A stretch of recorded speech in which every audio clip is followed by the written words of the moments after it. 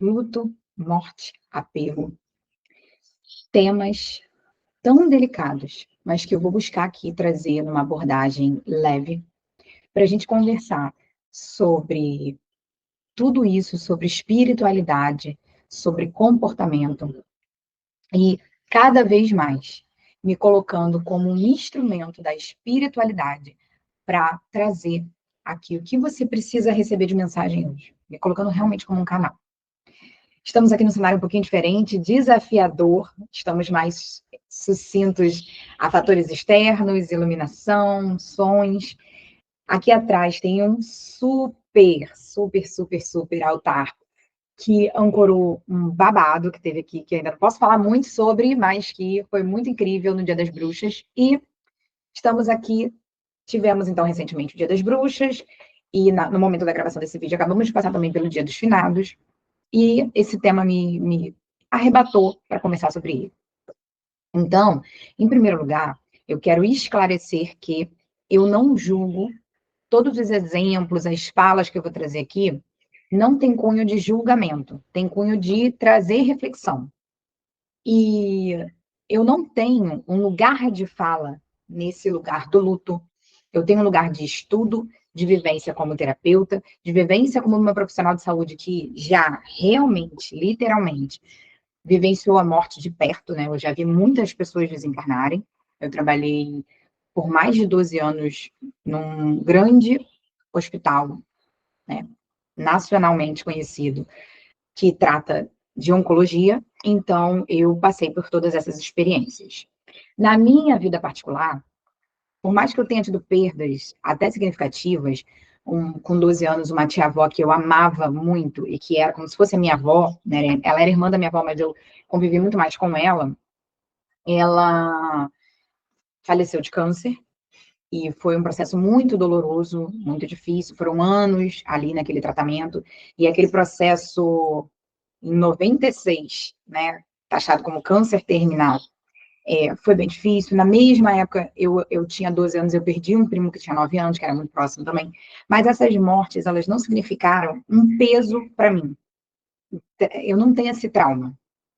Perdi meu avô também, mais ou menos na mesma época, assim, um pouco antes. E hoje em dia, eu tenho pais, irmãos, marido, filhos, todos vivos. E eu, então, não tenho esse lugar de fala de um luto que eu tenha vivenciado muito difícil para mim. E antes da gente continuar, eu preciso fazer aqueles lembretes necessários aqui da plataforma. E vou falar por mim, vou falar por todos os YouTubers. Sempre que você assistir um vídeo e você gostar, deixe o seu like para que você possa informar a plataforma que aquele vídeo é bacana e ajuda a plataforma a espalhar mais esse vídeo para as pessoas. Para que você realmente esteja ali integrado com aquele conteúdo que você já gostou, é importante que você se inscreva no canal e ative o sininho das notificações para receber as notificações de vídeos novos, conteúdos novos chegando. Aqui, no momento da gravação desse vídeo, nós temos vídeos novos todas as sextas, às 20h20, nos portais energéticos, 11 do 11, 12 do 12, 1 do 1. E também, todo dia 22, a gente tem o Portal Madalena, que é o nosso momento onde a gente se aprofunda no estudo da Irmandade das Rosas, na história de Maria Madalena. Além disso tudo, eu também quero te convidar para, toda vez que um vídeo estiver fazendo sentido para você, você ir comentando o que está fazendo sentido, que ficha que caiu, como que esse vídeo colaborou com você, e compartilhar, espalhar também, ajudar a espalhar para mais pessoas esse trabalho, que é um trabalho onde a gente se dispõe a ser canal de algum tipo de conteúdo que faça sentido para a gente, e algumas pessoas realmente só para ganhar dinheiro, que faz muito sentido para elas. E é importante que dentro das regras dessa plataforma a gente faça esses lembretes. Então, seguindo aqui, na minha vivência como profissional e na minha vivência pessoal, uma coisa que sempre me impactou muito foi uma mãe perdendo um filho. Eu acredito que seja uma das maiores dores que um ser humano pode viver. Uma mãe, um pai perdendo um filho. Eu acredito que seja dessa forma, uma das maiores dores que o ser humano pode viver.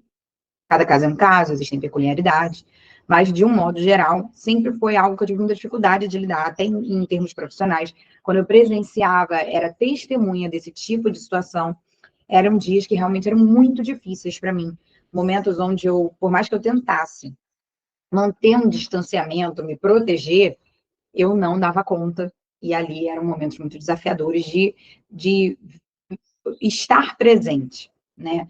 E ao mesmo tempo de tentar ajudar, ser empata, sem tentar se afundar junto, e muitas vezes eu não dei conta mesmo, tanto que eu pedi exoneração de um emprego federal, porque aquilo ali já não fazia mais sentido para mim. Por esse e por tantos outros motivos. E na minha observação como terapeuta, eu já tratei muitas pessoas de várias polaridades diferentes dentro desse assunto. Pessoas que tiveram perdas que deveriam impactar demais e não viveram esse luto, não sentiram a perda. Pessoas que tiveram perdas e que arrastaram a dor dessa perda por mais tempo do que deveria ser recomendado dentro de um processo de luto, que é natural e que todos precisam passar. E, recentemente, na própria madrugada do Dia dos Finados, eu recebi uma canalização e eu postei no meu Instagram, na íntegra. Aqui embaixo desse vídeo vai ter o link do meu Instagram, você pode clicar lá e procurar esse post. E eu vi que eu recebi da espiritualidade, aliás, uma consciência que eu já vinha desenvolvendo, que é a consciência de que se a gente realmente acreditasse do fundo da nossa alma, com todas as nossas células, e não vou nem dizer da alma, porque a alma ela não acredita, ela sabe. Mas entre a gente e a nossa alma existe um caminho para a gente percorrer, para a gente se lembrar de tudo que a nossa alma tem guardado de informação. Então, essa canalização trouxe muito disso, que a perda é uma ilusão. E se você está aqui nesse canal, eu acredito que você acredite em reencarnação, em vidas paralelas, em outros tempos, espaços, dimensões e realidades, que você seja espiritualizada nesse olhar. Mas mesmo sendo nesse olhar, às vezes eu já estudei o kardecismo, por exemplo, já fui católica, e nós vivemos numa sociedade onde, por mais que você fale assim, não, mas eu não acredito nisso, a sociedade que a gente vive, sempre, em todos os sentidos, tanto sobre a nossa visão da morte, quanto a nossa visão de dinheiro, tudo isso é uma construção social. E por mais que você seja desgarrada dessa construção social, existe, sim, uma influência desse inconsciente coletivo sobre você, os seus pensamentos, sobre a forma como você conduz determinadas situações na sua vida. Então, é importante que você tenha essa consciência, para que você realmente possa mergulhar nesse assunto com alguns pontos alinhados. E um deles é entender que, sim, você é influenciado pela cultura do Brasil, que vê, sim, somos um país eminentemente cristão, colonizado pela Igreja Católica, e que traz essa crença de que a morte é o fim. Além de ser uma grande ilusão, é uma grande fonte de sofrimento e de dor. Porque se nós olhássemos para esse evento como algo que não é o fim, mas é só uma passagem, que é o que realmente é, esse processo de luto, ele seria vivido de uma forma completamente diferente, muito mais elevada. E aí eu quero trazer aqui alguns assuntos interessantes para a gente conversar, que é o fato da gente, por exemplo, eu já passei por várias regressões. E dentro dessas regressões, eu vivenciei algumas vezes a experiência de morte, de passagem para outro plano. Então, eu posso dizer para vocês que é como se você dormisse durante uma viagem. Você está no avião, você dorme num lugar, quando você acorda, você está em outro. Você vai viajar de ônibus e dorme num ponto da viagem, quando você acorda, você já chegou numa parada. Você dormiu num lugar e acordou em outro. Tá claro que cada processo é um processo. E é a mesma coisa que se machucar. Os processos vão ser mais doloridos, outros processos vão ser menos doloridos. Não necessariamente todos envolverão dor. E para quem já vivenciou experiências de expansão de consciência, e eu vou trazer aqui experiências até mais profundas, como as medicinas da floresta, por exemplo, já teve, talvez, como eu já vivenciei, essa sensação de ser um com um todo. É uma experiência que eu sempre narro aqui nos meus vídeos, de se sentir realmente expandida.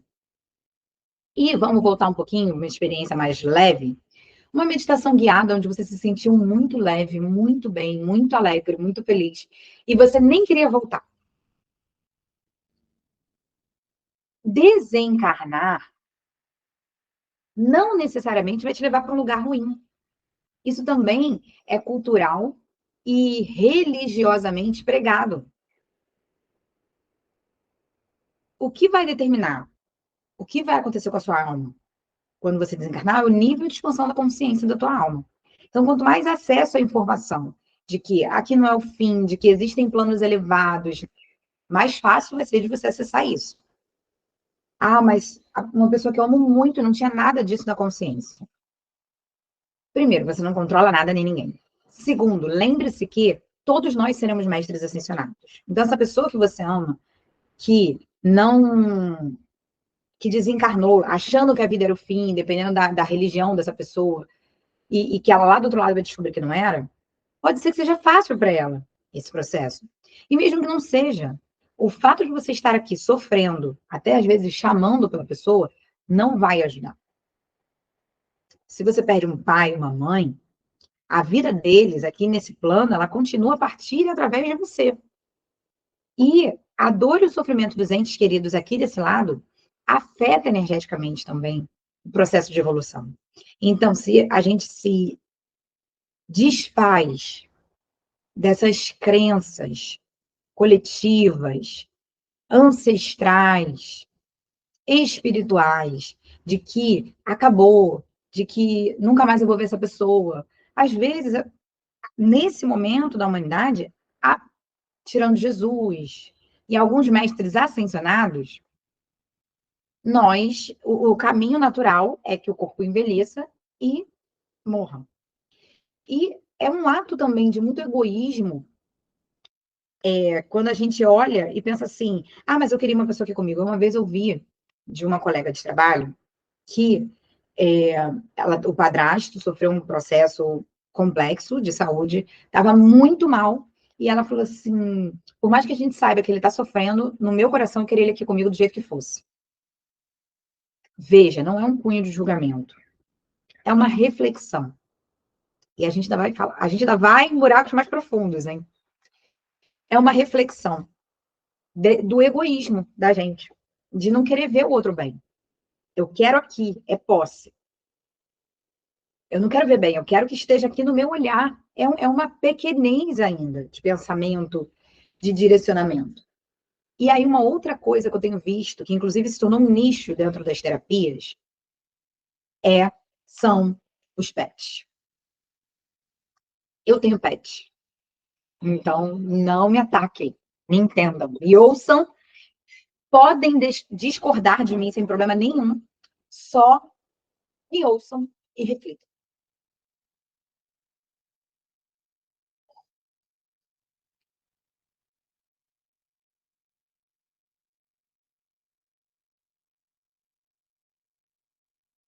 Eu tenho uma gata, 2 cachorros e uma tartaruga que já tem mais de 30 anos, só naquela época ele existia sem consciência, e meu marido tem esse pet também com ele há muitos anos, não tem mais como soltar na natureza e tal. E eu já tive, né, com 16 anos, eu tive a minha primeira cachorrinha, a Maggie, uma Cocker Spaniel, branca com manchas douradas. Em volta dos olhos dela eram douradas, as orelhas dela eram douradas. Ela era a coisa mais linda do planeta Terra antes da Alegria nascer, que é a minha Golden Retriever aí. A Alegria se tornou a cachorra mais linda do universo, encarnada. Então, assim, eu realmente amo os animais. Eu brinco com o meu instinto maternal, ele é muito grande, então eu não posso ir à feira de filhotes, por exemplo. A Alegria, uma Golden Retriever, foi comprada, a Meg foi comprada, o Fred foi adotado, que é o meu Yorkshire. Apesar dele ser um cachorro de raça, ele foi adotado. Eu conheço ele desde filhote, mas ele era do meu irmão, houve um contexto de separação, adotei o cachorro. A minha gata, filhote, seguiu meu filho na rua e veio para a minha casa.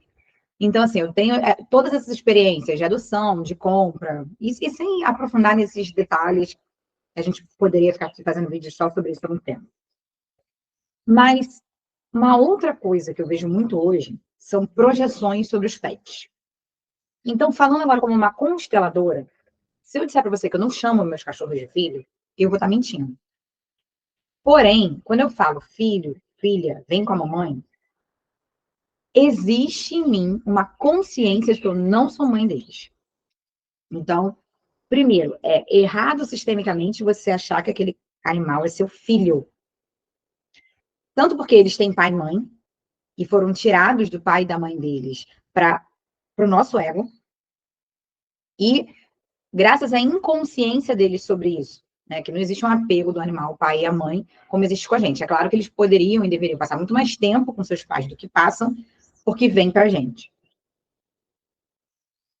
Porém, o mais pesado é você começar a despertar sua consciência energeticamente de que projetar sobre o seu animal uma posição que não é dele nesse sistema, muitas vezes pode fazer esse animal ficar doente. Eu conheço uma pessoa que, até a última vez que a gente conversou sobre esse assunto, não parava gato na casa dela. Os gatos fugiam, os gatos morriam. Existe alguma coisa que só para a gente poderia ficar também 3 vídeos supondo, mas a gente só teria certeza durante uma constelação do motivo pelo qual os gatos não ficam na casa dela. Qual é o nível de projeção, qual a questão espiritual que pode estar envolvendo isso. Mas eu preciso te dizer que é pesado para o animal quando a gente coloca ele em uma posição que ele não tem, que é a de filho. Você tendo ou não filhos. Percebo empiricamente, observando, que muitas pessoas que não tiveram filhos biológicos acabam tendo essa relação dos animais como filhos, ou quando já tiveram filhos, mas os filhos estão grandes, foram embora, aí adotam um animalzinho e substituem. Isso é ruim. E aí, quando esse animal parte, vai para outro plano. Ah, você está me dizendo que a Meg, ela faleceu com 16 anos. E ela teve um AVC com 15 anos. Ela ainda ficou 1 ano depois do AVC até desencarnar. Só que quando ela desencarnou, gente, ela estava péssima, tadinha. Ela estava muito mal. Porque ela já, tinha, né, já era muito idosa e tinha tido ainda esse AVC. E aí, fomos naquele momento de tomar uma decisão sobre uma eutanásia animal. Eu estudei sobre o assunto, busquei entender espiritualmente, conversar com pessoas entendidas espiritualmente, e eu fui privilegiada em não precisar fazer essa escolha, porque no momento em que eu ia ser apresentada para essa possibilidade, diante de todos os exames, onde a veterinária ia bater esse martelo, ela realmente desencarnou de forma natural. E eu chorei? Óbvio que eu chorei, gente. Óbvio que eu chorei. E é uma história, é um enredo familiar meio complicado, mas ela, apesar dela ser minha, e essas posições eram muito claras entre nós, na família, eu era, vamos dizer, a tutora responsável por ela financeiramente, a parte médica, principalmente de cuidar da saúde, era eu, mas ela morava com os meus pais. E os meus pais falavam que, por mais que ela estivesse dando realmente muito trabalho nessa reta final, né, era bastante desafiador todos os cuidados que ela demandava, que por muito tempo eles ficavam ali com aquela sensação de que ela ainda estava ali procurando ela, sabe? Automaticamente num hábito que ela estava incluída. Então, sim, são seres que merecem todo o nosso amor e todo o nosso respeito, que vieram para esse planeta para nos ensinar a amar, essencialmente. O que é um amor verdadeiro, puro, genuíno. Ou até brinco, né? Os cachorros, nesse ponto, até mais que os gatos, porque o gato, ele é amoroso, mas ele sabe dar limite. Ele não atura qualquer coisa de qualquer um. O cachorro, dependendo da raça, eu já falei isso algumas vezes. A minha cachorra, a Alegria, que é uma Golden Retriever, ela é tão inocente, tão entregue, que ela seria o tipo de animal que, se ela sofresse maus tratos, ela ia continuar se rendendo a uma pessoa que fizesse isso com ela. Porque ela é de uma pureza, é algo assim impressionante. Então, eu entendo o amor que eles despertam em nós. Mas nós, como seres racionais, precisamos ter todo esse entendimento. Os animais, eles não têm o racional que nós temos. Então, eles também não têm toda a carga de roda de samsara que a gente tem. Então, eles desencarnam, eles saem daquele corpinho que muitas vezes já não serve mais para essa realidade, que está com dor, que está sofrido, e vão para esferas superiores. Então, é mais um motivo para que a gente não se permita mergulhar em determinadas dores de forma tão profunda. Agora, mergulhou, aconteceu, meu animal faleceu e eu fui parar no fundo do poço. Com certeza, esse episódio está deflagrando, está tocando numa dor emocional sua e foi um gatilho. E tá tudo bem. É um convite para cura. Todo gatilho é um convite para cura. Todo esse contexto que a gente está conversando é para que você expanda a sua consciência sobre esse assunto. Reflita. Tenha um pouquinho menos de medo de morrer. Ah, você está dizendo que você não tem medo de morrer? Eu não tenho medo de morrer. Mas eu tenho apego, sim. Eu tenho 2 filhos, um de 15, uma de 10 no momento da gravação desse vídeo. É óbvio que eu não queria morrer agora e deixar eles ainda em formação. Só que a gente não tem nenhum controle sobre isso. O nosso país, por exemplo, é um país onde praticamente não se conversa sobre paliação. Quando uma pessoa chega num determinado momento onde o diagnóstico dela é de uma doença onde não tem mais chance de cura, essa pessoa, muitas vezes, não... Tem gente da família que esconde, tem gente que finge que não sabe o que está acontecendo, a própria pessoa. Não se conversa abertamente sobre isso, não se trabalha essa possibilidade, não se conversa sobre o que você quer, como você quer partir. Você quer estar em casa, você quer estar num... Isso não é uma coisa cultural nossa. Para a gente, a morte é um assunto fechado, não se fala.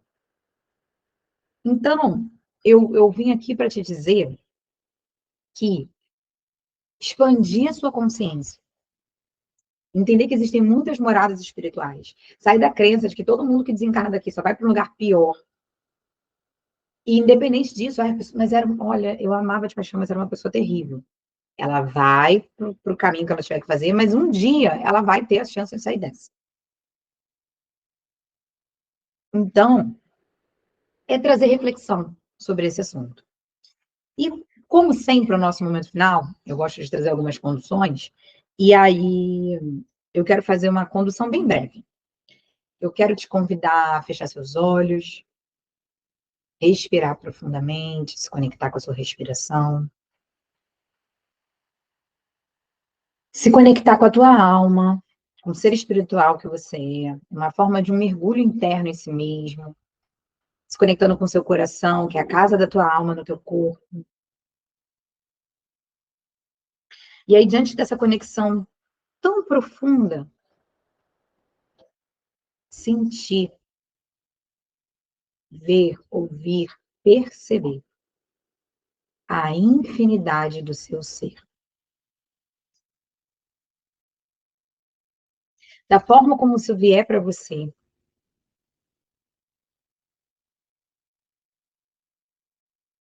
E sentindo essa infinidade do seu ser, entenda que todos os seres são infinitos.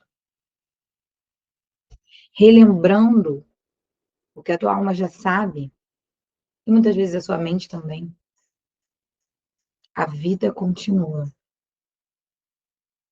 Então, nesse momento eu te convido a imaginar uma chama rosa, azul, amarela, uma chama trina, queimando dentro do seu peito. E a partir de se nutrir dessa chama, de amor, de sabedoria, de pureza, você envia amor incondicional a todos os seus. Que Nossa Senhora, Maria Madalena, Santa Saracali, Mestre Conin, todas as grandes deusas, que Mestre Yeshua, Jesus, Sananda, Mestre Saint Germain e tantos outros mestres ascensionados se unam a você através dessa chama trina e a partir de você te nutrindo, a partir do teu transbordar, que você possa enviar essa luz e esse amor incondicional a todos os seus, humanos, pets, amados que já se encontram no plano espiritual. E acredite, eles estão recebendo. Uma luz brilha. E para muitos pode ser, inclusive, estar sendo aberto um portal de oportunidade, de avanço no seu caminho cósmico, de evolução, elevação e ascensão. Sinta o refrigério na tua alma. A gratidão pela oportunidade de poder estar fazendo isso, vivenciando isso. E se existe em você alguma dor profunda relacionada a alguma perda recente ou mesmo antiga, mas que ainda dói muito, essa chama trina também ajuda a curar, a apaziguar isso dentro de você, tanto quanto é possível. Você também se abre a receber isso, tanto quanto é possível agora. Sentindo muita amorosidade, elevação, gratidão. Eu te convido a dar 3 respirações bem lentas e profundas, enquanto eu ativo a lei do micro e macrocosmo, a lei da vibração empática, a lei da correspondência, a lei do símbolo e realidade. No seu tempo, você pode abrir os seus olhos. E me conta aqui nos comentários como foi a experiência para você, que fichas caíram a partir desse nosso conteúdo. Se você gostou, deixe o seu like. Se você ainda não se inscreveu, se inscreve aqui no canal, ativa o sininho das notificações e compartilhe esse vídeo com alguém que você conhece, que passou por uma perda recente, que pode se beneficiar desse conteúdo, desse nosso momento final. E espero ter sido contribuição para você. Seguimos juntas, seguimos juntos em muitas conexões místicas de cura.